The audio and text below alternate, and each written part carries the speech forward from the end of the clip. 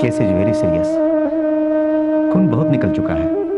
Doctor साहब कुछ भी कीजिए, किसी भी तरह आप इनकी जान बचाइए प्लीज। मैं जो कर सकता था कर दिया। Now just pray to God.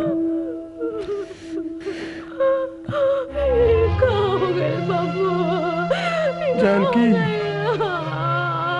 बिटिया तुहार नसीबे में खोट बा, तुहार मुकद्दर कमजोर बा बिटिया, कमजोर बा। तुहार माई के मरला के बाद अपन सोचे ले रहली कि हमार बिटिया के चेहरा पर कब सेकंड ना आवे दे।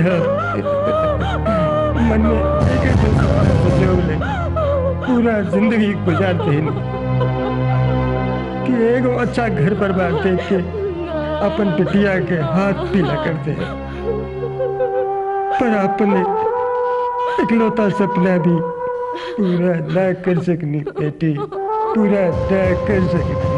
कुछ ना होए बाबू, कुछ ना होए, तुम्हारा हर सपना पूरा होए, ये हमारा विश्वास बा, विश्वास बा। जानकी अगर तुहार विश्वास टूट जाए तो तू ही बतावा इस जालिम दुनिया में बिना कवनो सहारा के कैसे जिएबू, कैसे जिएबू बेटी। तोरा बिना कैसे जिया बाबू? अगर तोर आगे कुछ हो गए तो हम अपन जान ले।